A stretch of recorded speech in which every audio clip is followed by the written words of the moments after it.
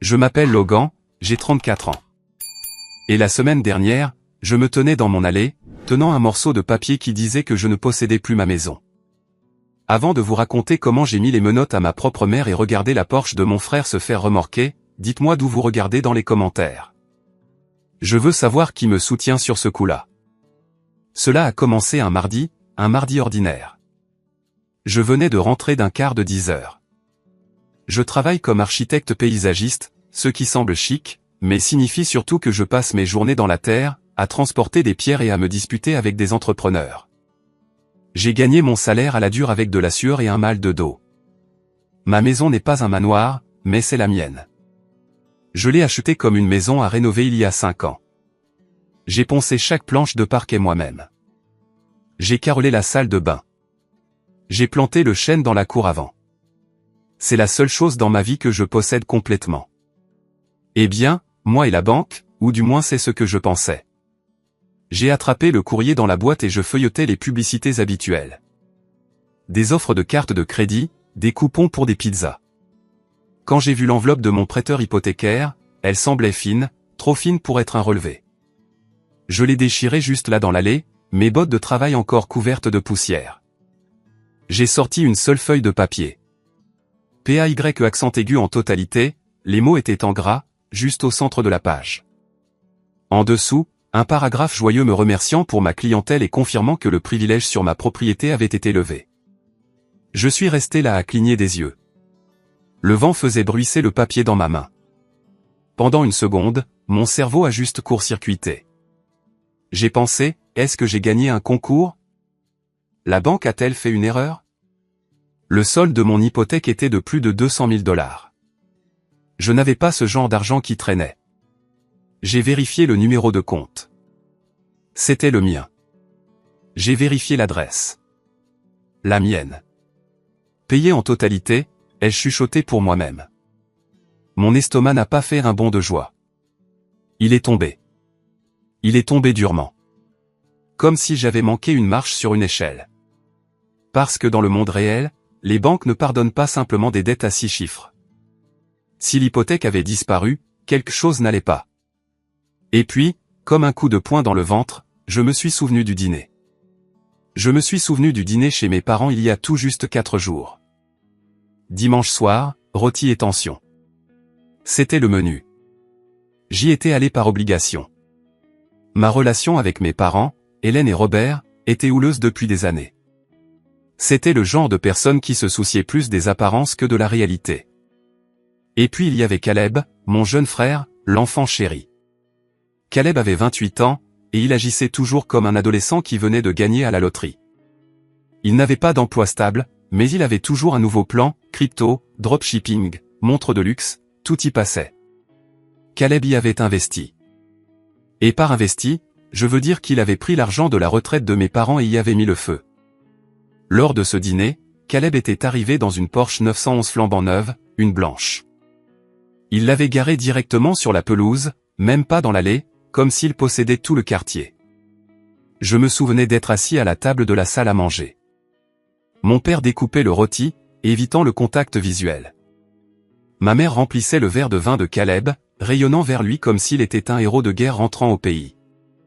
Alors, Logan, avait dit Caleb, se penchant en arrière sur sa chaise. Il portait un costume qui coûtait plus cher que mon camion.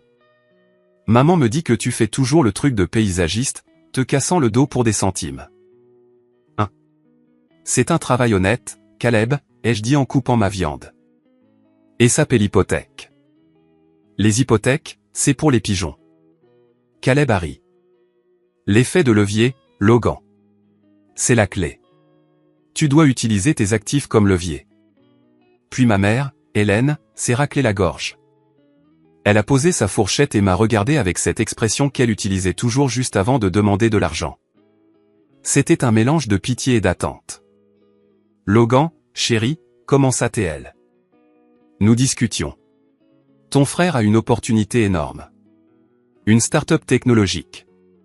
C'est garanti de tripler en 6 mois. C'est génial, ai-je dit sans lever les yeux. Tant mieux pour lui. Il a besoin de capital, grogna mon père. De fonds d'amorçage. D'accord, ai-je dit. Alors, il devrait aller voir une banque. Les banques sont trop lentes, intervint Caleb. J'ai besoin de l'argent d'ici mercredi ou l'affaire se conclut sans moi.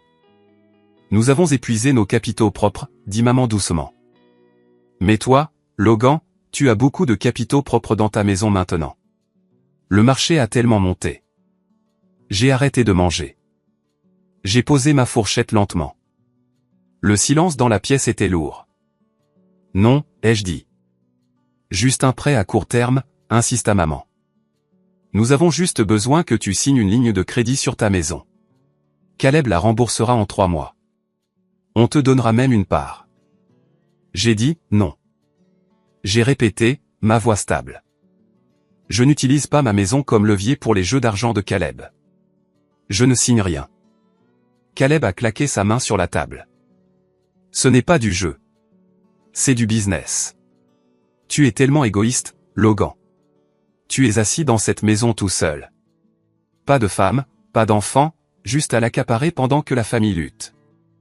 J'ai construit cette vie, ai-je dit en me levant. Je n'ai pas demandé l'aumône. Si tu as besoin d'argent, vends la Porsche. La Porsche est un leasing, a crié Caleb. C'est pour l'image. Tu ne comprends pas le marketing, Logan. Mon père s'est levé aussi, le visage rouge. C'est pour la famille. Tu dois aider ton frère. C'est ton devoir. Mon devoir est de payer mes factures et de ne pas m'endetter, ai-je dit. La réponse est non. Ne me demandez plus jamais. J'étais parti. Je les ai laissés se crier dessus. J'ai conduit chez moi, verrouillé ma porte et pensé que c'était la fin de l'histoire. Je pensais avoir fixé une limite. Maintenant, debout dans mon allée avec la lettre, payée en totalité, ce souvenir ressemblait à un avertissement que j'avais ignoré. Mes mains ont commencé à trembler. J'ai sorti mon téléphone juste là dans l'allée. J'ai ouvert mon application bancaire. J'ai navigué vers la section hypothécaire. Habituellement, elle affichait mon solde, mon taux d'intérêt, ma prochaine date de paiement. Aujourd'hui, l'écran disait juste, compte fermé, solde $0. J'ai tapoté l'écran pour essayer de rafraîchir. Peut-être que c'était un bug. Peut-être que l'application était en panne. J'ai rafraîchi à nouveau. Compte fermé. La panique est une chose froide. Ça ne semble pas chaud comme la colère. Ça ressemble à de l'eau glacée versée le long de votre colonne vertébrale. J'ai réalisé à ce moment-là que mes parents n'avaient pas accepté le non comme réponse. Mais comment? Comment pouvaient-ils rembourser un prêt de $200 000? Ils étaient fauchés. Ils avaient vidé leurs économies pour les 3 derniers échecs de Caleb. Ils n'avaient pas l'argent liquide. Sauf s'ils ne l'ont pas remboursé avec leur argent. J'ai couru à l'intérieur de la maison. Je n'ai même pas enlevé mes bottes. J'ai mis de la terre sur le sol que j'avais poncé moi-même, mais je m'en fichais. J'ai jeté la lettre sur l'îlot de cuisine et attrapé mon ordinateur portable. Je me suis connecté au portail web du prêteur. J'avais besoin de voir les documents. J'avais besoin de voir d'où venait l'argent. L'onglet historique montrait une transaction datée d'hier. Un virement bancaire. Montant, $223 450. Source, Palm Ridge Escrow. Escroc, tiers de confiance. Je me suis figé. Vous n'utilisez pas une société d'escroc pour rembourser une hypothèque sauf si vous refinancez ou vendez. Si c'était un refinancement, le prêt passerait simplement à une nouvelle banque. Mais la lettre disait libération de privilèges. Cela signifie que la dette a disparu. La seule façon dont la dette disparaît complètement est si la maison a été vendue et que le produit a remboursé la banque. Ils l'ont vendue, ai-je dit à voix haute à la pièce vide. Ma voix semblait étrangère, étranglée. Ils ont vendu ma maison. Mais c'était impossible. Pour vendre une maison, vous avez besoin du propriétaire. Vous avez besoin d'un acte. Vous avez besoin d'une signature. Vous avez besoin d'un notaire. Je n'avais rien signé. Je n'avais pas vu de notaire. J'étais au travail à creuser des tranchées pour un système d'arrosage. J'ai regardé l'horloge. Il était 16h15. Les banques fermaient bientôt. Je devais bouger. Je devais arrêter ça. Mais d'abord, je devais l'entendre. Je devais les entendre me mentir. J'ai pris mon téléphone et composé le numéro de ma mère. Le téléphone a sonné 3 fois. Allô? La voix d'Hélène était joyeuse. Trop joyeuse. C'était la voix qu'elle utilisait quand elle prétendait que tout était parfait pour les voisins. Maman, ai-je dit. J'ai serré le bord du comptoir en granit jusqu'à ce que mes articulations blanchissent. Je viens de recevoir une lettre de la banque. Oh, dit-elle. Quel genre de lettre, chérie? Elle dit que mon hypothèque est remboursée. Il y eut une pause, un silence qui s'étira pendant 2 secondes, mais sembla durer 1 heure. Eh bien, dit-elle en laissant échapper un petit rire. Ça ressemble à une bonne nouvelle, n'est-ce pas? Peut-être que tu as finalement rattrapé tes paiements et oublié. Oublié? J'ai failli rire. Maman, je n'ai pas oublié d'avoir payé 200 000 $. Le compte est fermé. L'argent vient d'une société d'escrocs. Logan, chérie. Sa voix baissa, devenant apaisante. La façon dont on parle à un enfant effrayé. Tu as travaillé si dur ces derniers temps. Tu sais comment tu deviens quand tu es fatigué. Tu imagines des choses. Tu fais des montagnes d'une taupinière. Je regarde le papier. Maman, ai-je crié. As-tu fait quelque chose? Est-ce que toi et papa avaient fait quelque chose? Pourquoi es-tu si accusateur, claqua-t-elle, son-on passant instantanément à la victimisation? Nous essayons de t'aider. Nous essayons d'être une famille et tu nous attaques juste. Tu sais, Caleb a raison. Tu es paranoïaque. Aide-moi, ai-je demandé. As-tu essayé de vendre ma maison? Ne sois pas ridicule, dit-elle. Va faire une sieste, Logan. Nous parlerons quand tu seras rationnel. Clic. Elle a raccroché. Elle n'a pas nié. Pas vraiment. Elle a essayé de me faire croire que j'étais fou. Gaslighting. C'était son arme favorite. J'ai regardé le téléphone dans ma main. Puis j'ai regardé autour de ma cuisine. La lumière du soleil filtrait par la fenêtre, frappant les grains de poussière dans l'air. C'était ma maison, mon sanctuaire, et ils essayaient de me la voler sous mes pieds. Je n'allais pas faire une sieste. J'allais à la guerre. J'ai attrapé mes clés, ma pièce d'identité et la lettre. J'ai couru vers mon camion. Le moteur a rugi, et j'ai démarré en trombord de l'allée, me dirigeant directement vers l'agence locale de mon prêteur. Je ne le savais pas encore, mais cette lettre n'était que la pointe de l'iceberg. Ce que j'allais trouver à la banque déchirerait ma famille pour toujours. J'ai conduit jusqu'à la banque comme un possédé. Mes articulations étaient blanches sur le volant. Ma mâchoire était si serrée que je pensais que mes dents allaient se fissurer. Je ne cessais de rejouer la conversation avec ma mère dans ma tête. Peut-être que tu as oublié.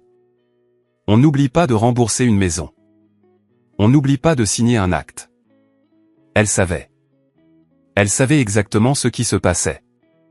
Et elle comptait sur le fait que je sois trop confus ou trop lent pour l'arrêter. Je me suis garé sur le parking du prêteur, prenant 2 places parce que je m'en fichais. J'ai marché dans le hall.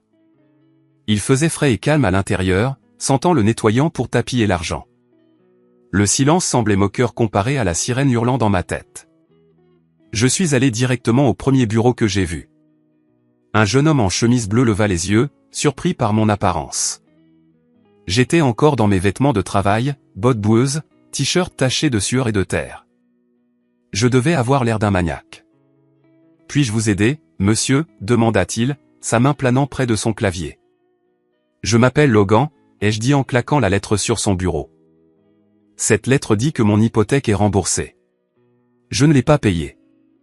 Je dois savoir qui l'a fait. Le gars, son badge disait « Marc », prit la lettre. Il la regarda, puis me regarda. « Eh bien, généralement les gens sont heureux quand cela arrive, monsieur. » « Je ne suis pas heureux, » ai-je dit en me penchant.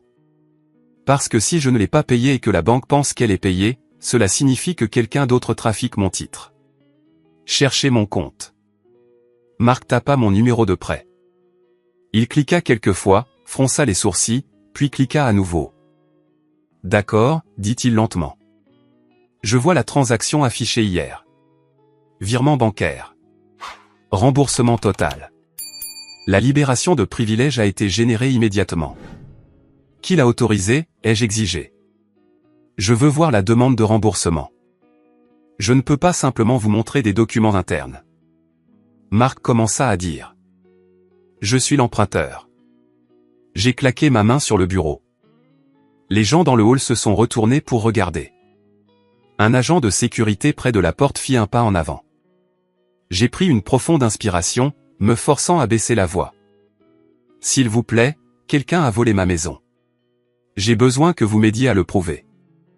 Marc regarda mon visage. Il a dû y voir le désespoir, la peur brute. Il hocha la tête une fois. Laissez-moi chercher ma superviseure. Elle gère les enquêtes de fraude. Il disparut dans un bureau arrière. Je restais là à faire les 100 pas. Chaque minute qui passait ressemblait à une autre brique retirée de ma fondation.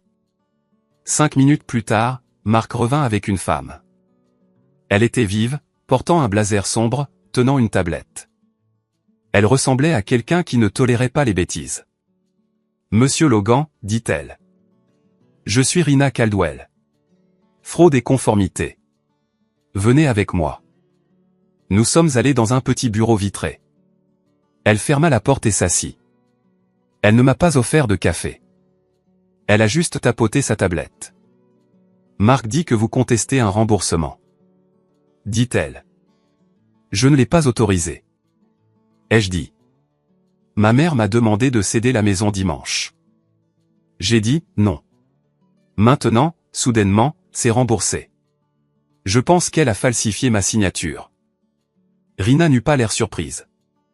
Dans son métier, je suppose que la trahison familiale est juste un autre mardi. D'accord, dit-elle. Regardons les documents sources. Pour qu'un remboursement soit traité par un tiers comme une société d'escrocs, nous avons besoin d'une autorisation signée de l'emprunteur et d'une demande de satisfaction. Elle fit glisser sur son écran et tourna la tablette vers moi. Est-ce votre signature? J'ai regardé l'écran. C'était un scan numérique d'un document. Au bas, sur la ligne marquée emprunteur, se trouvait une signature. Logan. Je l'ai fixée, j'ai éplé mon nom. Elle utilisait les bonnes lettres, mais c'était faux. Tout faux. Ma signature est désordonnée. Elle est rapide. Une boucle pour le L, une griffure pour le reste. Des années de signature de factures et d'accords d'entrepreneurs l'ont rendue efficace. Cette signature sur l'écran était soignée. Elle était prudente. Les boucles étaient des cercles parfaits. La pression était égale. Ce n'est pas moi, ai-je dit, ma voix tremblant de rage. On dirait. On dirait quelqu'un qui dessine mon nom. C'est trop lent. C'est une falsification tracée, dit Rina en zoomant. Vous voyez les marques d'hésitation sur la courbe du G? Quelqu'un regardait une copie de votre signature et essayait de la reproduire lentement. Qui a envoyé ça, ai-je demandé. C'est venu de Palm Ridge Escrow, dit Rina, avec le virement. Mais voici la partie clé. Ce document a été notarié. Notarié? Ai-je demandé. Comment? Je n'y étais pas. Notarisation en ligne à distance. Rina a dit, ça devient courant. Vous vérifiez l'identité via une webcam, mais il y a des protocoles stricts. Le notaire doit enregistrer la session. Elle tapota un autre fichier. Voici le certificat de notaire joint à l'autorisation. J'ai regardé le tampon. Je m'attendais à voir le nom d'un étranger. Peut-être quelqu'un que mon frère avait payé. Peut-être un faux nom. Mais quand j'ai vu le nom sur le tampon, l'air a quitté mes poumons. Brenda Holt. Numéro de commission 884 291. Brenda, ai-je chuchoté. Vous connaissez cette notaire, demanda Rina, les yeux plissés. Elle. Elle n'est pas ma tante par le sang, ai-je dit, me sentant malade. Mais c'est la meilleure amie de ma mère. Je la connais depuis toute ma vie. Elle vient à Thanksgiving. Elle m'a acheté ma première trousse à outils quand j'avais 10 ans. Brenda, tante Brenda, la femme qui me pinçait toujours la joue et me disait que j'étais un bon garçon. La femme qui s'est assise sur mon porche et a bu du thé glacé avec moi le mois dernier. Elle avait tamponné ça. Elle avait apposé son sceau officiel sur un mensonge qui volait ma maison. Elle est dans le coup, ai-je dit. La réalisation me frappant comme un coup physique. Ma mère ne l'a pas juste falsifié. Elle a fait tamponner ça par Brenda. Le visage de Rina se durcit. Elle tapa quelque chose rapidement. Si un notaire a sciemment falsifié une session en ligne à distance, c'est un crime. Et si les fonds provenaient de Palm Ridge Escrow? Elle s'arrêta. Elle regarda à nouveau les détails de la transaction. Quoi, ai-je demandé. Qu'est-ce qu'il y a, monsieur Logan? Rina a dit en me regardant droit dans les yeux. Les sociétés d'escrocs ne remboursent pas simplement des hypothèques pour le plaisir. Elles détiennent de l'argent pour des transactions. Si Palm Ridge nous a payés, cela signifie qu'ils détiennent de l'argent d'un acheteur. Un acheteur? Oui. Rina a dit, ce n'était pas un refinancement. Ce n'était pas un prêt de vos parents. C'est une vente, une clôture. Elle tourna l'écran vers moi. Le remboursement provenait d'un fichier marqué Vente des propriétés. Les fonds de l'acheteur ont été déposés en escroc. L'escroc a remboursé votre hypothèque et le profit restant. Où est le profit restant, ai-je demandé. Ma maison valait 500 000 $. L'hypothèque était de 200 000 $. Cela signifiait qu'il y avait 300 000 $ de capitaux propres. Les fonds restants seraient débloqués au vendeur une fois l'acte enregistré, dit Rina. Mais je suis le vendeur, ai-je crié. Et je ne l'ai pas vendu. S'ils ont falsifié la demande de remboursement, dit Rina, sa voix sombre. Alors ils ont presque certainement falsifié un acte de renonciation ou un acte de cession, ils ont probablement transféré la maison à eux-mêmes d'abord, puis l'ont vendue immédiatement à un tiers. Ma tête tournait. Mes parents ne prenaient pas juste un prêt. Ils vendaient ma maison sous mon nez. Ils encaissaient le travail de toute ma vie. Et Brenda les aidait. Comment j'arrête ça, ai-je demandé. Rina, dites-moi comment arrêter ça. Nous signalerons le remboursement comme frauduleux et tenterons de retourner le virement. Rina a dit, cela arrêtera le côté bancaire, mais la banque ne contrôle pas le registre de propriété. C'est le comté. Elle se leva. Vous devez aller au bureau d'enregistrement du comté tout de suite. Si cet acte a été enregistré, vous n'êtes techniquement plus le propriétaire sur papier. Vous devez déposer une alerte de fraude auprès d'eux et ensuite vous devez aller à la police. Merci, ai-je dit. Je me suis levé, mes jambes semblant lourdes. Une dernière chose, dit Rina. Elle écrivit quelque chose sur un post-it.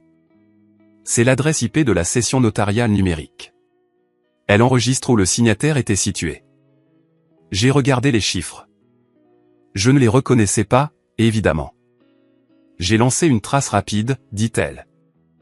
Cela correspond à une adresse résidentielle. Elle poussa la note vers moi. C'était l'adresse de mes parents. Ils l'ont fait depuis leur table de cuisine, ai-je dit.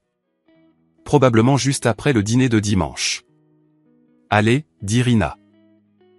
J'aime Logan, n'allez pas chez vos parents seuls. S'ils sont assez désespérés pour commettre ce niveau de fraude, ils sont assez désespérés pour faire d'autres choses. J'ai hoché la tête et suis sorti de la banque. Le soleil brillait toujours dehors, mais le monde semblait différent. Il semblait plus sombre. Mes parents avaient volé mon identité. Ma tante m'avait trahi. Et quelque part en ce moment, un acheteur recevait probablement les clés de ma porte d'entrée. Je suis remonté dans mon camion. Je ne suis pas allé chez mes parents. Pas encore. Je me suis dirigé directement vers le bureau d'enregistrement du comté. J'avais besoin de voir l'acte. J'avais besoin de voir la preuve de leur crime en noir et blanc. Et j'avais besoin de savoir qui essayait d'acheter ma maison. Le bureau d'enregistrement du comté est un endroit où les rêves sont classés en 3 exemplaires. Naissance, mariage, acte de propriété. Ça sent le vieux tonneur et la bureaucratie gouvernementale. Quand je suis entré, je ne me sentais pas comme un citoyen. Je me sentais comme une victime sur une scène de crime.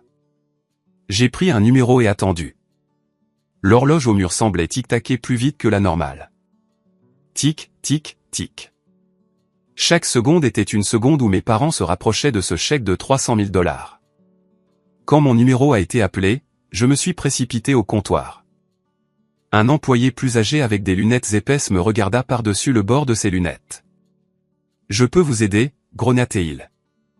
J'ai besoin de vérifier les dépôts sur ma propriété pour les dernières 48 heures, ai-je dit en glissant ma carte d'identité sur le comptoir. L'adresse est 420 Oak Street. Il tapa lentement. Terriblement lentement. Voyons voir, marmonna-t-il. Merci Logan. D'accord, nous avons de l'activité. Quel genre d'activité? Mon cœur martelait contre mes côtes. Hier, dit-il, satisfaction d'hypothèque. C'est enregistré. Je suis au courant, ai-je dit. Quoi d'autre? Et voilà. Un acte de renonciation. J'ai fermé les yeux. C'était là. L'arme du crime. Puis-je le voir? Il imprima une copie et la fit glisser sur le comptoir. Je l'ai saisie. Acte de renonciation. Cédant, Logan Mercer. Bénéficiaires, Hélène Mercer et Robert Mercer. Contrepartie, $10. Don. Ils avaient transféré la maison de moi à eux pour $10. Un don. J'ai regardé la page de signature. C'était là encore. Cette falsification tracée avec soin de mon nom. Et à côté, le tampon de notaire de Brenda Holt. Il y a plus, dit l'employé. Il plissait les yeux vers l'écran. Ce matin à 9 heures, une demande de révision pré-clôture. Qu'est-ce que cela signifie? Cela signifie qu'une société de titres vérifie le registre une dernière fois avant d'enregistrer un nouvel acte, expliqua-t-il. Généralement pour une vente. Il semble qu'Hélène et Robert Mercer vendent la propriété à, il fit défiler vers le bas. Une SARL appelée Quick Flip Venture. Quick Flip, ai-je répété. Cela sonnait comme un investisseur, quelqu'un qui achète des maisons comptant. Sans poser de questions. Pouvez-vous l'arrêter, ai-je demandé. Cet acte est falsifié. Je ne l'ai pas signé. Je ne peux pas supprimer un document enregistré, dit l'employé, sa voix sympathique maintenant. Seul un juge peut faire ça. Mais vous pouvez déposer une déclaration sous serment de faux dépôt. Ça met un drapeau rouge sur la propriété. Ça avertit tout futur acheteur qu'il y a un litige. Faites-le, ai-je dit. Quels que soient les formulaires que vous avez, donnez-les-moi. Pendant que je remplissais furieusement la déclaration, mon téléphone vibra. C'était un SMS. Caleb. J'ai fixé l'écran. Frérot, arrête d'être dramatique. Maman m'a dit que tu paniques. Tu devrais nous remercier. Nous gérons tes actifs mieux que tu ne pourrais jamais le faire. Au fait, tu dois être parti avant 17 heures. Les nouveaux propriétaires veulent une possession immédiate. Je l'ai lu 2 fois. Possession immédiate. Généralement, quand vous vendez une maison, vous avez 30 jours pour déménager.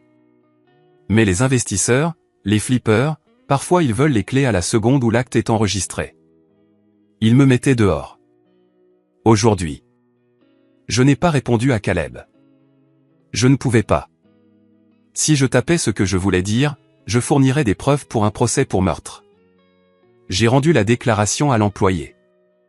Déposez-le maintenant. Je vais le redater immédiatement, promit-il. J'ai couru vers le parking et appelé la seule personne qui pouvait réellement arrêter l'argent, Ken Porter. C'était l'agent qui m'avait vendu ma police d'assurance titre il y a 5 ans. Je me souvenais de lui parce qu'il m'avait donné une bouteille de bourbon à la clôture. Ken Porter, réclamation de titre, répondit-il à la deuxième sonnerie. Ken, c'est Logan pour le 420 Oak Street. Quelqu'un a falsifié un acte et transféré ma maison à mes parents et maintenant ils la vendent à un flipper. W.O., ralenti, dit Ken, mais sa voix changea instantanément. Elle passa de décontractée à tranchante. Acte falsifié. Es-tu sûr? J'ai la copie certifiée dans ma main, ai-je dit, et la banque a confirmé que le remboursement provenait de Palm Ridge Escrow. D'accord, écoute-moi, dit Ken. S'il y a une enquête pré-clôture, la vente a lieu maintenant. Comme cet après-midi, je vais déposer un avis de litige en instance, pendant, d'urgence. C'est un avis de litige en cours. Ça assombrit le titre. Aucune société de titres n'assurera le nouvel acheteur si elle voit ça. Est-ce que ça les arrêtera? Ça devrait effrayer l'acheteur, dit Ken. Mais Logan, tu dois sécuriser physiquement la propriété. Que veux-tu dire? Si l'acte est enregistré légalement, tes parents sont les propriétaires en ce moment. Même si c'est frauduleux, s'ils ont des clés ou s'ils donnent des clés au nouvel acheteur et que ces gens entrent, les faire sortir est un cauchemar. C'est une affaire civile. La police n'y touchera pas. J'ai les clés, ai-je dit. Je suis le seul avec des clés. Rentre chez toi, commanda Ken. Verrouille les portes. Ne pars pas. Ne laisse entrer personne. Pas ta mère, pas ton père, pas un agent immobilier. S'ils essaient d'entrer, appelle la police et signale une effraction. Fais-leur montrer une ordonnance du tribunal pour te faire sortir. Ils m'ont dit d'être parti avant 17h, ai-je dit en vérifiant ma montre. Il était 16h45. Ils font la course contre le registre, dit Ken. Ils veulent que le nouvel acheteur prenne possession avant que l'alerte de fraude ne frappe le système. Rentre chez toi, Logan. Tiens-le fort. J'ai raccroché et écrasé l'accélérateur. Je ne me battais pas seulement pour un bâtiment. Je me battais pour ma dignité. Mes parents pensaient que j'étais faible.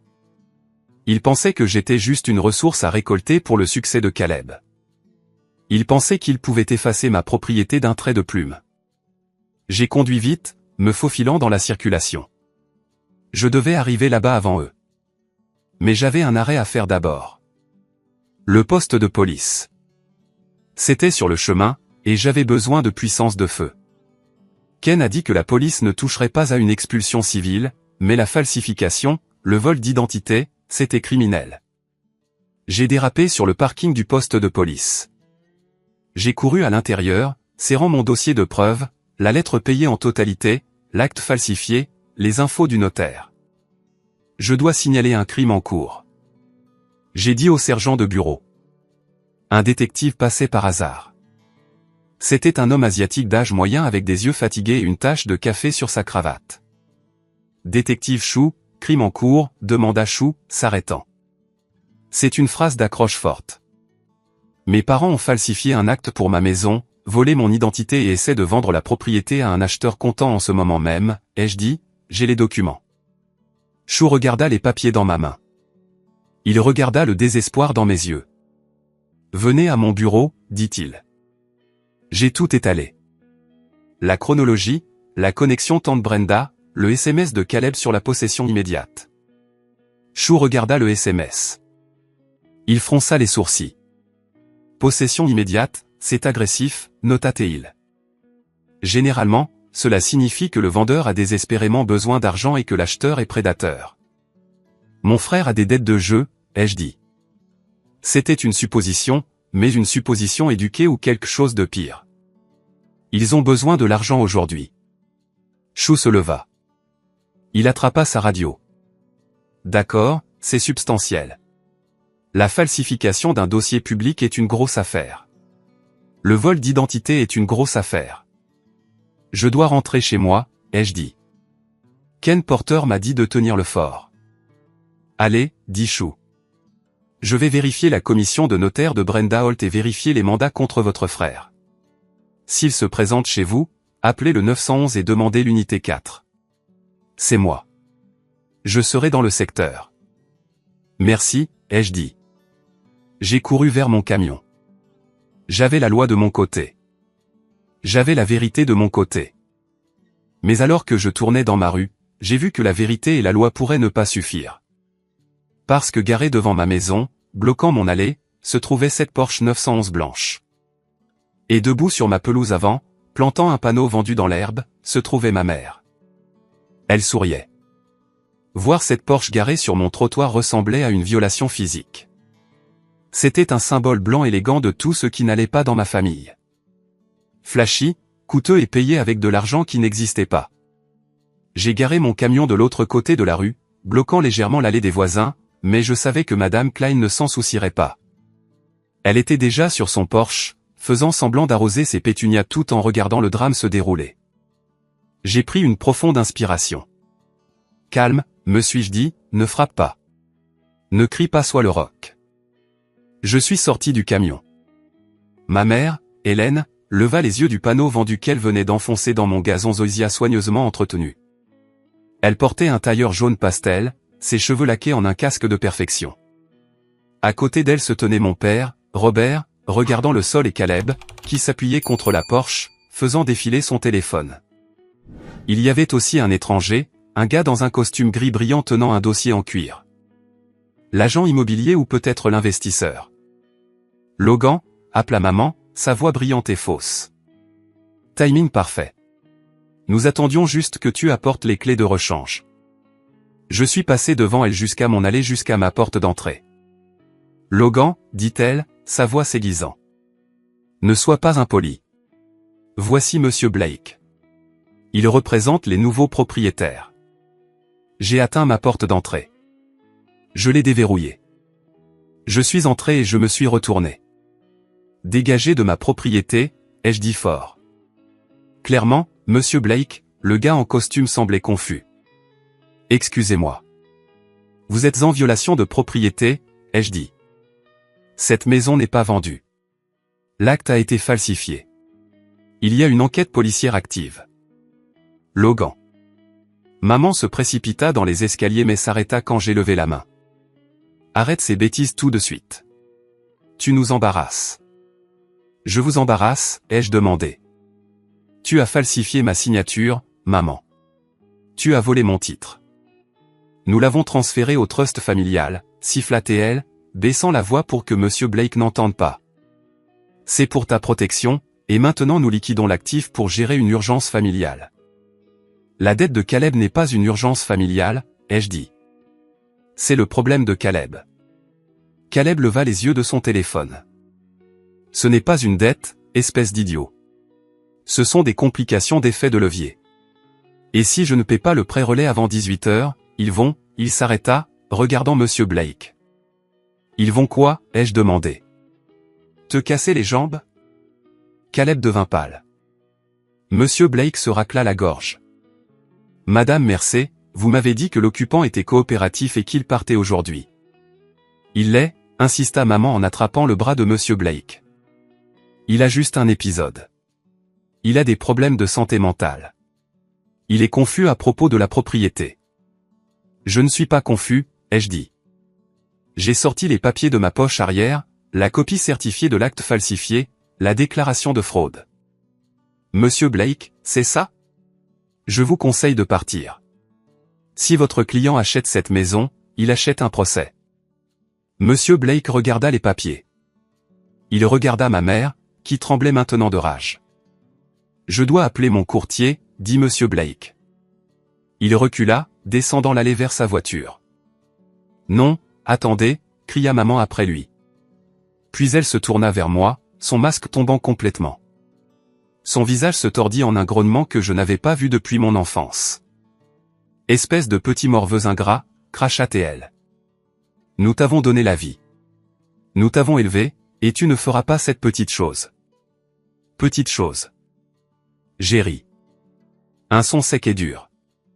C'est ma maison, maman. Toute ma valeur nette. Nous te rembourserons. Papa prit la parole pour la première fois. Une fois que l'entreprise de Caleb décollera. Caleb n'a pas d'entreprise, ai-je crié. Il a une addiction au jeu et une Porsche en leasing. Ouvre la porte, Logan. Caleb dit, s'avançant. Il avait l'air dangereux maintenant. Désespéré. J'ai des gens qui viennent ici dans 1 heure pour changer les serrures. Tu dois être parti. Essaie. J'ai dit, je ne pars pas. J'ai claqué la porte à leur nez et verrouillé le pen dormant. Puis j'ai engagé le verrou secondaire que j'avais installé moi-même. J'ai reculé de la porte, mon cœur battant comme un marteau-piqueur. J'étais assiégé dans ma propre maison. J'ai appelé Sarah. Sarah est ma fiancée. Nous ne vivons pas encore ensemble. Nous sommes vieux jeux comme ça. En attendant le mariage le mois prochain. Mais elle sait tout. Ils sont là. Je lui ai dit, j'arrive. Elle a dit, j'amène mon père.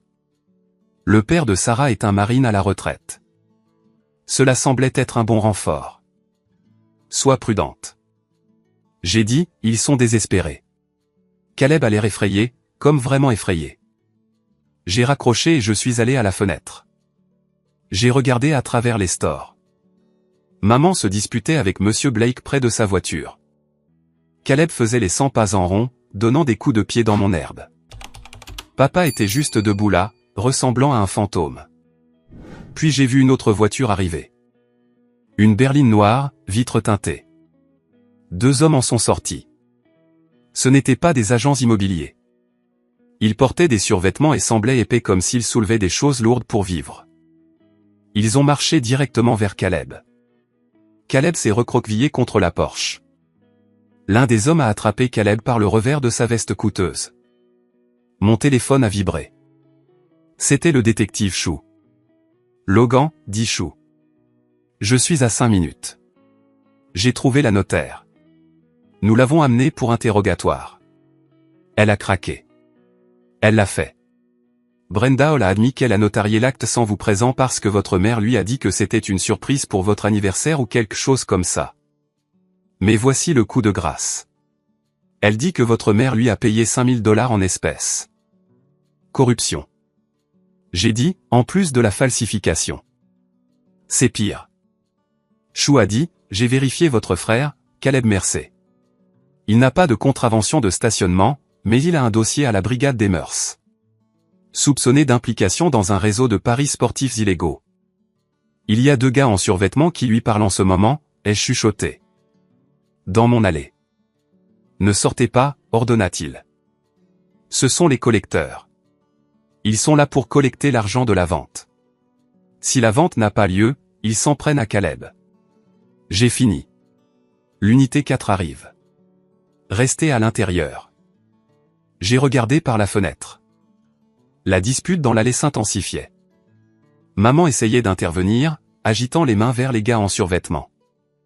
L'un d'eux l'a repoussé, pas fort, mais avec dédain. Papa est intervenu en essayant d'être protecteur et s'est fait pousser sur le capot de la Porsche. C'était ça. Le château de cartes s'effondrait. Puis la voiture de Sarah a crissé au coin de la rue. Elle s'est garée juste derrière la Porsche, la bloquant. Son père Frank est sorti. Il ne ressemblait pas à un gars en survêtement. Il ressemblait à un gars qui avait mangé des gars en survêtement au petit déjeuner en 1990. Frank croisa les bras et se tint au bout de l'allée. Il n'interférait pas. Il observait juste, un témoin. Les gars en survêtement n'aimaient pas avoir un public. Ils ont dit quelque chose à Caleb, pointé un doigt sur son visage et sont retournés à leur berline noire. Ils sont partis lentement. Caleb a glissé le long de sa Porsche, s'asseyant sur l'asphalte, la tête dans ses mains. Maman pleurait maintenant, des larmes hystériques. Elle voyait son plan se dissoudre. L'argent ne venait pas. L'investisseur, Monsieur Blake, montait dans sa voiture et fuyait la scène. J'ai déverrouillé la porte d'entrée. Je savais que le détective Chou avait dit de rester à l'intérieur, mais je ne pouvais plus regarder derrière une vitre. C'était ma pelouse. C'était ma vie. Je suis sorti sur le porche. C'est fini, ai-je crié. Rentrez chez vous. Maman leva les yeux vers moi. Son mascara coulait. Tu as tout gâché, hurla-t-elle. Tu as tout gâché. Ils vont le tuer. Es-tu heureux? Je n'ai pas emprunté l'argent, maman. J'ai crié en retour. Je ne l'ai pas joué. Pourquoi est-ce ma faute? Parce que tu as tellement? Elle hurla. Tu as cette maison. Tu as un travail. Tu aurais pu le sauver. En devenant sans abri? J'ai demandé, en te laissant voler mon avenir? Nous sommes une famille. Non, ai-je dit, ma voix froide. Nous ne le sommes pas. La famille ne vole pas. La famille ne falsifie pas de signature. Des sirènes hurlèrent au loin. De plus en plus fort. Caleb leva les yeux. Police. Ouais, ai-je dit. Je les ai appelés. Caleb se précipita. Maman, on doit y aller. On doit y aller maintenant. Il essaya de monter dans la Porsche, mais la voiture de Sarah le bloquait. Bouge ta voiture. Caleb hurla à Sarah. Sarah s'appuya simplement contre son capot et secoua la tête. Je ne pense pas, Caleb. Les sirènes étaient juste sur nous maintenant. Des lumières bleues et rouges clignotaient contre la peinture blanche de la Porsche, se reflétant dans les fenêtres de ma maison. 2 voitures de patrouille et une berline banalisée arrivèrent. Le détective Chou sortit de la berline. Il n'avait plus l'air fatigué. Il avait l'air prêt. Tout le monde reste où il est, commanda-t-il. Ma mère arrêta de pleurer. Elle redressa sa veste. Elle me regarda puis regarda la police et je vis ses yeux changer. Elle calculait. Elle planifiait son prochain mensonge, mais elle ne savait pas pour Brenda. Elle ne savait pas que la notaire avait déjà retourné sa veste. Je descendis les marches pour rencontrer le détective. Il était temps de finir ça. La rue était maintenant un théâtre. Madame Klein avait été rejointe par Monsieur Henderson d'à côté et quelques enfants à vélo s'arrêtaient pour regarder. Rien n'attire une foule comme 3 voitures de police et une Porsche sur une pelouse. Le détective Chou monta directement l'allée flanquée de 2 officiers en uniforme. Il m'ignora et alla directement vers le groupe près de la voiture. « Hélène Mercey ?» demanda Chou. « Oui » dit ma mère, se redressant de toute sa hauteur. Elle pointa un doigt manucuré vers moi.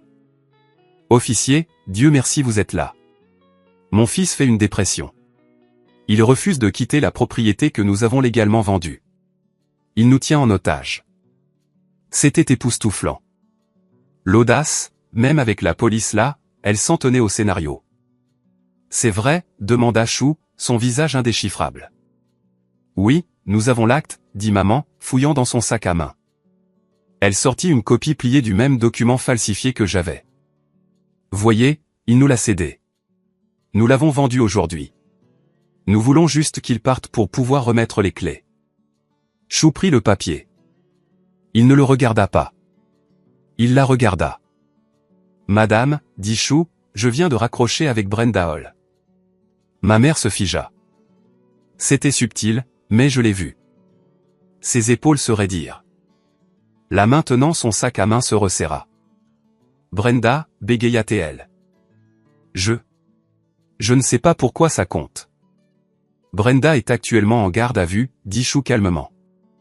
Elle a avoué avoir notarié ce document via une session à distance où le signataire, votre fils, n'était pas présent. Elle prétend que vous lui avez payé 5 000 $ pour contourner la vérification d'identité et utiliser une boucle vidéo préenregistrée. C'est un mensonge. Maman hurla. Brenda est une menteuse. Elle est jalouse de nous. Elle nous a aussi donné les SMS, Hélène. Chou continua, sa voix devenant plus dure. Des SMS où vous lui disiez, je cite, tamponne le juste. Il ne le saura jamais. Nous le vendrons avant qu'il ne le découvre. La bouche de maman s'ouvrit et se ferma comme un poisson. Elle regarda papa. Papa regarda ses chaussures. Robert Mercey. Chou se tourna vers mon père. J'ai juste fait ce qu'elle a dit. Papa marmonna. J'ai juste conduit la voiture. Pathétique, ai-je dit depuis le Porsche. Et vous? Chou se tourna vers Caleb. Caleb Mercey. Caleb tremblait visiblement. Je n'ai rien signé, dit-il rapidement. Mon nom n'est pas sur l'acte.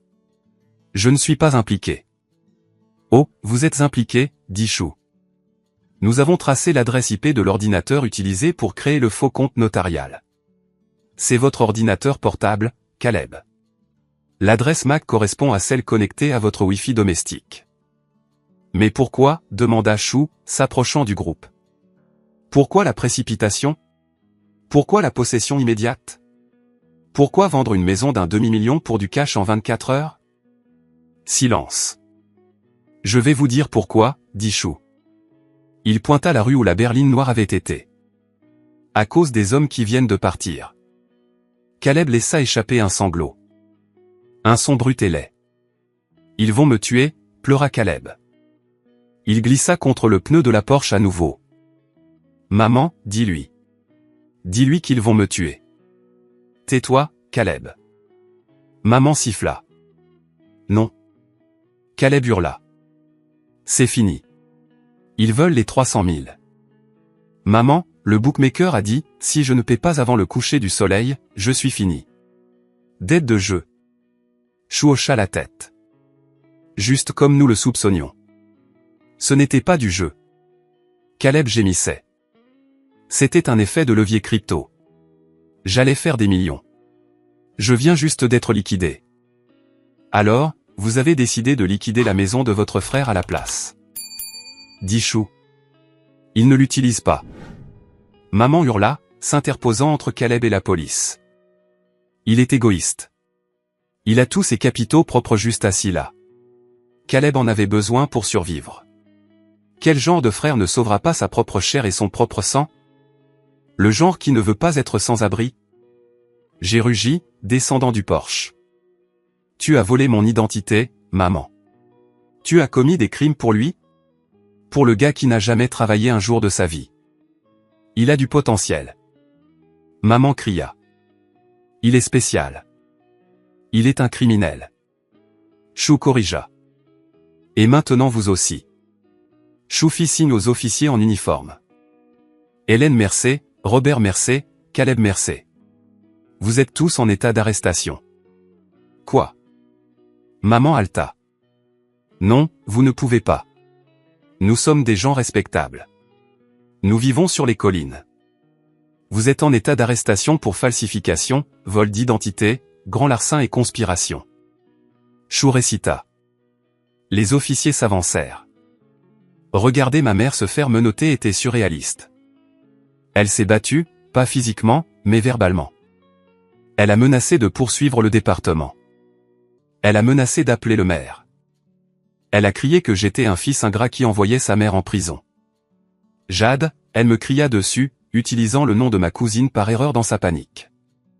Logan, dis-leur d'arrêter. Abandonne les charges. Nous sommes une famille. Je restais là, les bras croisés. Sarah vint à côté de moi et prit ma main. Sa prise était chaude et réelle.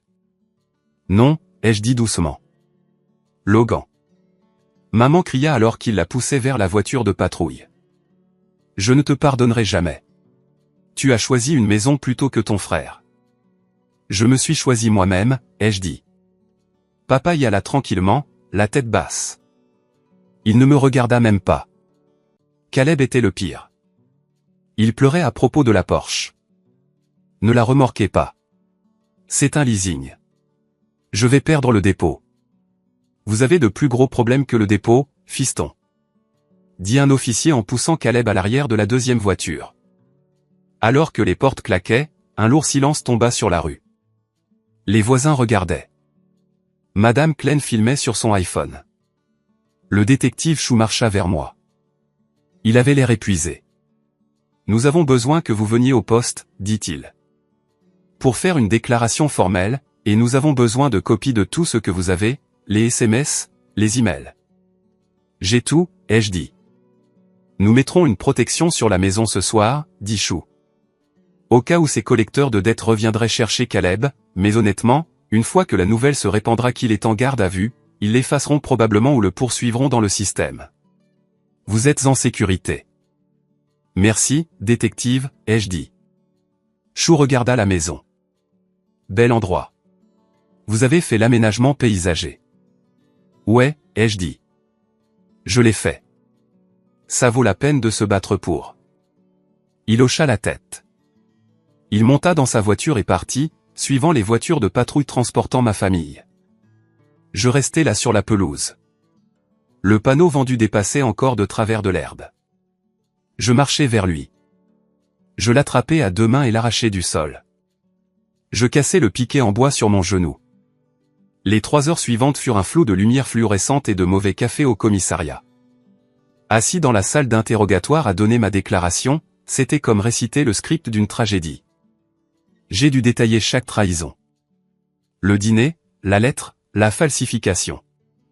Voulez-vous porter plainte? Le procureur me demanda plus tard. Elle était venue à cause du montant élevé en jeu. L'avocat de votre mère appelle déjà pour demander un accord. Ils veulent que vous réduisiez ça à un malentendu. Un malentendu? J'ai ri. Ils ont falsifié un acte et engagé une notaire véreuse. Ils ont essayé de vendre ma maison à un flipper. Non, je porte plainte. Toute. Cela signifiera de la prison, avertit la procureure. Surtout pour votre mère et votre frère. Votre père pourrait obtenir un accord s'il se retourne contre eux. Laissez-les faire face, ai-je dit. Si j'abandonne les charges, ils le referont. Ils ouvriront des cartes de crédit à mon nom. Ils voleront ma retraite. Je dois les arrêter maintenant. En sortant du poste, je me sentais plus léger. Plus triste, oui. J'avais perdu mes parents.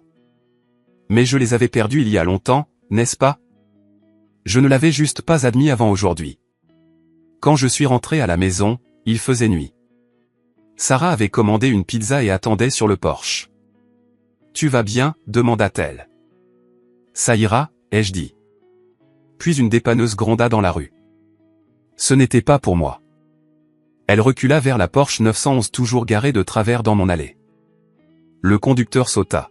« Ordre de police » grogna-t-il. Fourrière. De plus, la société de leasing l'a signalé comme fonds volés et détournés. « Prenez-la » ai-je dit. Regarder cette voiture blanche se faire accrocher et traîner au loin était incroyablement satisfaisant. C'était le symbole du faux succès de Caleb, acheté avec de l'argent volé, alimenté par la complicité de mes parents. Alors que le camion partait, traînant la Porsche dans la nuit, mon téléphone sonna. C'était Rina Caldwell de la banque. Il était tard pour qu'elle appelle. « Monsieur Logan, dit-elle, je voulais juste vous faire savoir. Nous avons récupéré le virement. L'argent est retourné à Palm Ridge Escrow.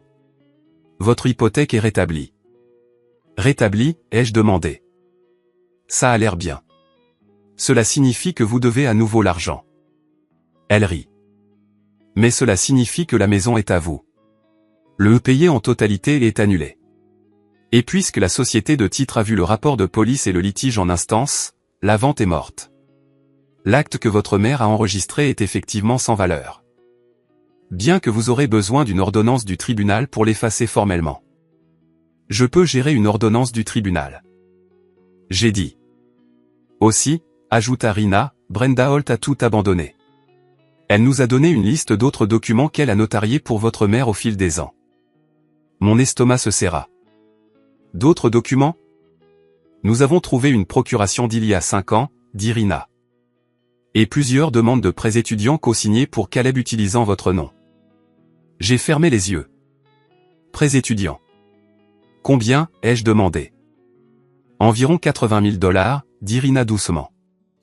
Mais Logan, puisque nous avons ces aveux qu'elle a falsifié votre signature sur cela aussi, nous pouvons vous tirer d'affaire. Cela prendra du temps, mais vous n'aurez pas à payer. J'ai raccroché le téléphone. 80 000 $. Il me volait depuis des années. Chaque fois que Caleb retournait à l'école pour se trouver, il finançait ça avec mon score de crédit. J'ai regardé Sarah. C'est pire que je ne le pensais, ai-je dit. Mais c'est fini. Nous sommes rentrés à l'intérieur. J'ai verrouillé la porte. J'ai mis l'alarme. La maison était calme. C'était juste du bois, des cloisons sèches et du verre. Mais c'était à moi. J'ai réalisé alors que, payer en totalité, ne faisait pas référence à l'hypothèque.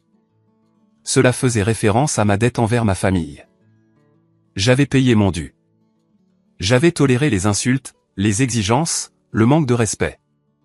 Et maintenant le compte était fermé. J'ai dormi cette nuit-là pour la première fois depuis des années sans m'inquiéter du prochain appel de ma mère parce que je savais qu'elle ne pouvait pas appeler. Il vous enlève votre téléphone à l'enregistrement. Les roues de la justice tournent lentement, mais elles broient extrêmement fin. C'est ce que mon avocat, Monsieur Davis, m'a dit. Et pendant les 6 mois suivants, j'ai ressenti chaque rotation de ces roues. L'arrestation sur ma pelouse n'était que le début explosif. Le silence qui a suivi était plus difficile à naviguer. Ma maison, autrefois un champ de bataille, est redevenue calme. Mais c'était un calme lourd. J'ai passé des semaines à attendre le retour de bâton. Me réveiller à 3 heures du matin en vérifiant mes applications bancaires, convaincu qu'une autre hypothèque était apparue par magie ou qu'une autre carte de crédit avait été ouverte à mon nom, et il restait plein de surprises. L'enquête comptable médico-légale était comme peler les couches d'un oignon pourri. Le détective Chou et le bureau du procureur ont creusé partout. Ce n'était pas juste la maison. Ce n'était pas juste les 80 000 $ de prêts étudiants pour des diplômes que Caleb n'a jamais finis. Ils ont trouvé des cartes de crédit. 3 d'entre elles ouvertes il y a 4 ans utilisant mon numéro de sécurité sociale et une boîte postale dans une ville voisine dont je ne connaissais même pas l'existence. Il les avait maximisées, payé les minimums pour garder le score de crédit juste assez élevé pour ne pas déclencher d'alerte, et les avait utilisés pour financer leur style de vie de country club. Chaque photo de vacances que j'avais vue sur le Facebook de ma mère, les voyages à Napa, les nouveaux clubs de golf pour papa, les sacs à main de créateurs, c'était tout moi. J'avais payé pour l'image même du succès qu'ils utilisaient pour me rabaisser. Ils me traitaient de radin tout en portant des vêtements achetés avec mon identité volée. Cette réalisation a fait plus mal que la maison. La maison était une tentative désespérée pour de l'argent.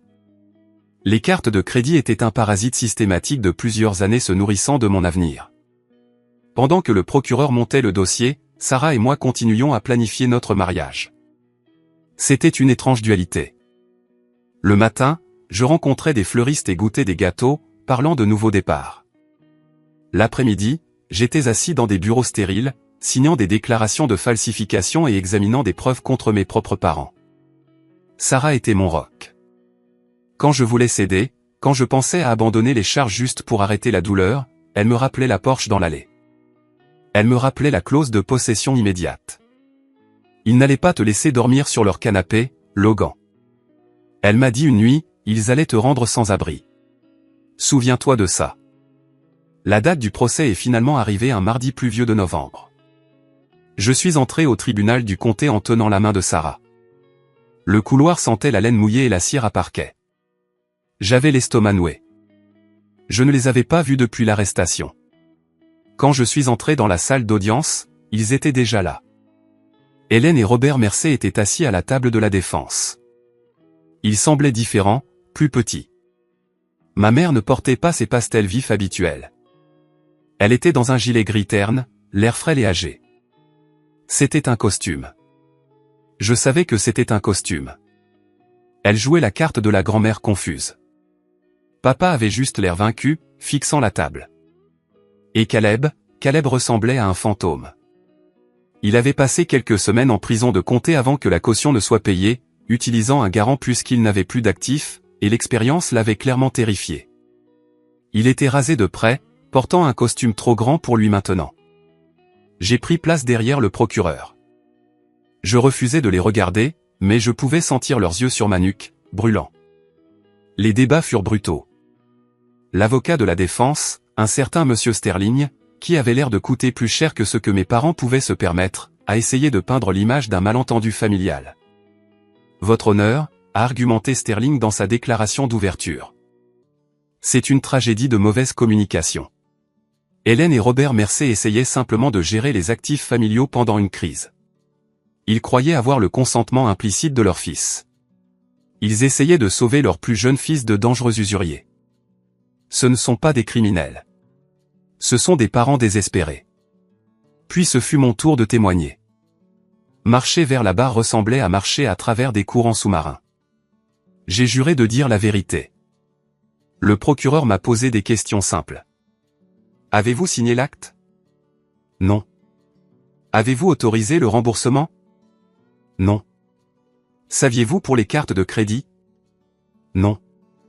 Puis monsieur Sterling m'a contre-interrogé. Il a essayé de me déstabiliser. Monsieur Mercé, dit-il, faisant les 100 pas devant la barre. N'est-il pas vrai que votre mère vous a aidé financièrement dans le passé? Elle m'a acheté des courses quand j'étais à l'université. J'ai dit, il y a 10 ans. Et n'est-il pas vrai que vous avez dit à votre frère que vous vouliez l'aider pendant le dîner du dimanche? Je lui ai dit de vendre sa Porsche. J'ai dit clairement.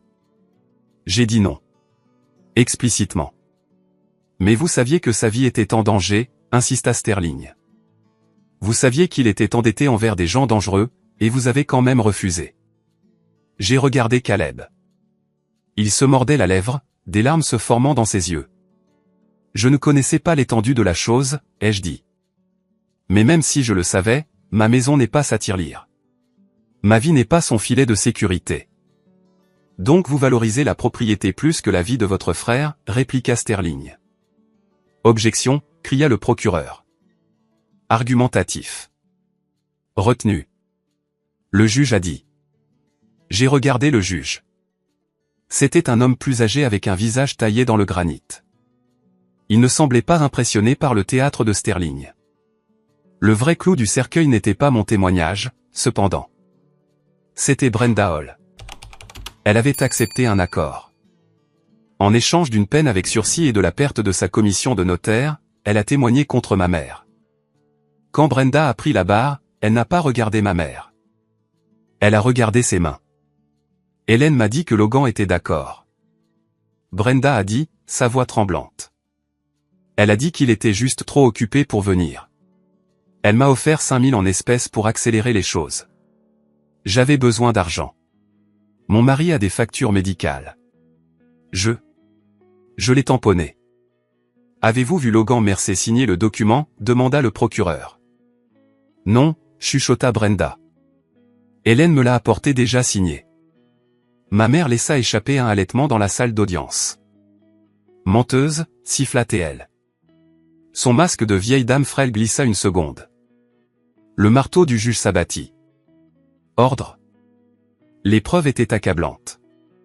Les adresses IP de l'ordinateur portable de Caleb. Les SMS de maman à Brenda, les relevés bancaires montrant le virement de la société d'escrocs. Quand vint le moment de la sentence, le juge regarda mes parents. Il enleva ses lunettes et frotta l'arête de son nez. Je siège sur ce banc depuis 20 ans, dit le juge. Sa voix résonnait dans la salle silencieuse. J'ai vu des étrangers voler des étrangers. J'ai vu des entreprises voler des employés. Mais il y a quelque chose de particulièrement distinctif à propos de parents cannibalisant leurs propres enfants. Il regarda ma mère. Vous prétendez avoir fait cela pour la famille, continua le juge. Mais vous avez détruit une famille pour sauver un mensonge. Vous avez vu votre fils aîné non pas comme une personne mais comme une ressource, un actif à liquider. Les intentions ne notarient pas les signatures falsifiées, dit le juge, sa voix se durcissant. Et la famille n'excuse pas la fraude. La sentence n'était pas la prison à vie. Ce n'était pas un film. C'était le vrai système judiciaire où les délinquants primaires sans casier judiciaire antérieur obtiennent souvent de la clémence. Mais c'était suffisant. Hélène et Robert Mercer reconnus coupables de falsification au second degré et de vol d'identité. Condamnés à 5 ans de probation, 500 heures de travaux d'intérêt général et une ordonnance de restitution pour rembourser chaque centime de la dette de carte de crédit et des frais juridiques. Ils étaient officiellement des criminels. Ils ont perdu leur droit de vote. Ils ont perdu leur statut social. Caleb Mercer reconnu coupable de conspiration et facilitation de fraude. En raison de sa coopération concernant les détails du réseau de jeu, il a obtenu 3 ans de probation et une cure de désintoxication obligatoire pour le jeu. Et puis le juge a émis l'ordonnance que j'attendais. Le tribunal déclare par la présente l'acte de renonciation enregistré à cette date comme nul et non avenu ab initio. Le titre est entièrement restauré à Logan Mercer. Le nuage sur le titre est levé. C'était fini. Alors que l'huissier les conduisait dehors pour traiter leurs papiers de probation, ma mère s'arrêta près de l'allée où j'étais assis. Elle n'avait plus l'air frêle. Elle avait l'air froide. « Es-tu heureux, Logan ?» chuchota-t-elle. « Tu as ta maison et tu n'as plus de mère. » Je l'ai regardé. Vraiment regardé. J'ai vu les lignes de manipulation gravées sur son visage. J'ai vu une femme qui ne m'avait jamais vraiment aimé, seulement ce que je pouvais fournir. « Je ne suis pas heureux, Hélène, ai-je dit. Je ne l'ai pas appelée maman. Je suis en sécurité et c'est mieux. » Elle tressaillit. L'huissier la poussa en avant. Je suis sorti du tribunal sous la pluie. Sarah attendait avec un parapluie. Elle l'ouvrit et me tira contre elle. « C'est fait ?» demanda-t-elle. « C'est fait » ai-je dit. J'ai pris une profonde inspiration du froid. L'air humide avait le goût de la liberté. 6 mois après le procès, un samedi soir chaud, je me suis assis sur mon porche avant. Le panneau vendu était un souvenir lointain. Les trous dans l'herbe où ma mère l'avait enfoncé étaient comblés depuis longtemps.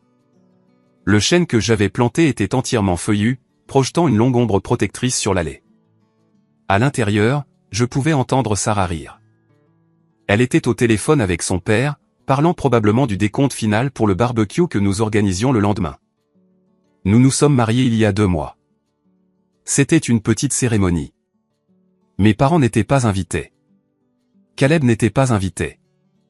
C'était le jour le plus paisible de ma vie. J'ai pris une gorgée de mon thé glacé et regardé l'allée. Je me suis souvenu de la Porsche blanche. Je me suis souvenu du sentiment d'être assiégé. Je me suis souvenu de la façon dont mon cœur martelait quand j'ai réalisé que les gens qui étaient censés me protéger étaient ceux qui tenaient le couteau. Pendant longtemps, je me suis senti coupable. C'est la chose à propos des abus, surtout financiers, de la part des parents. Ils vous entraînent à vous sentir coupable d'avoir des limites. Ils installent des boutons dans votre psyché sur lesquels ils peuvent appuyer chaque fois qu'ils ont besoin de quelque chose. Nous t'avons élevé. Nous nous sommes sacrifiés pour toi. La famille est de la famille. Il a fallu un juge, un détective et une montagne de preuves pour me déprogrammer. J'ai réalisé que ce qu'ils ont fait n'était pas une erreur. Ce n'était pas un malentendu. C'était un calcul. Ils ont calculé que ma conformité valait moins que leur confort. Ils ont calculé que je serais trop faible, trop obéissant pour riposter. Ils ont parié contre moi et ils ont perdu. Mon rapport de crédit est enfin propre. Les 80 000 $ de prêts étudiants frauduleux ont été acquittés après que j'ai envoyé le jugement du tribunal au gestionnaire de prêts. Les cartes de crédit sont fermées. La maison est verrouillée avec tous les services d'alerte de fraude que l'argent peut acheter. Je ne leur ai pas parlé. J'ai entendu d'un cousin que papa travaille comme hôte d'accueil dans une quincaillerie pour payer la restitution. Maman dit apparemment à qui veut l'entendre qu'elle est la victime d'un système juridique corrompu et d'un fils ingrat. Elle n'a pas changé. Elle ne changera jamais. Caleb est dans une maison de transition. J'espère qu'il ira mieux. Vraiment. Mais je ne m'immolerai plus par le feu pour le garder au chaud. Sarah sortit sur le porche et s'assit à côté de moi sur la balancelle. Elle posa sa tête sur mon épaule. « Tu penses à eux ?» demanda-t-elle. « Pas vraiment, ai-je dit. » Et c'était vrai. Je pensais à la fondation. La fondation de la maison. Non, ai-je dit en prenant sa main, la fondation de nous, de cette vie. J'ai regardé la rue. Le soleil se couchait, peignant le ciel de nuances d'orange et de violet. Je pensais que la famille était quelque chose dans laquelle on essaie, lui ai-je dit. Comme une assignation biologique. Tu as ce que tu as, et tu dois faire avec, peu importe à quel point c'est toxique. Et maintenant, demanda Sarah. Maintenant, je sais que la famille est un choix, ai-je dit. Ce sont les gens qui se présentent. Ce sont les gens qui respectent ton nom. Ce sont les gens qui n'ont pas besoin que tu sois plus petit pour qu'ils puissent se sentir plus grands. J'ai serré sa main. Tu es ma famille, Sarah. Ton père est ma famille. Cette maison, ce n'est pas juste un actif. C'est la ligne que j'ai tracée dans le sable. La maison avait cessé d'être une corde de tir à la corde. C'était juste une maison à nouveau. Ma maison. Je me suis levé et étiré. L'air sentait le charbon de bois et l'herbe coupée. L'odeur d'une vie normale. Viens, ai-je dit à ma femme. Allons allumer le grill. Nous sommes rentrés et avons verrouillé la porte derrière nous. Pas parce que nous avions peur de ce qu'il y avait dehors, mais parce que nous voulions chérir ce qu'il y avait à l'intérieur. J'avais récupéré ma propriété, mais plus important encore, j'avais récupéré mon récit. Je n'étais pas le frère égoïste. Je n'étais pas le fils ingrat. J'étais l'homme qui avait survécu. Merci d'avoir parcouru ce chemin avec moi. Ce n'était pas facile à revivre, mais je voulais partager cette histoire parce que je sais que je ne suis pas seul.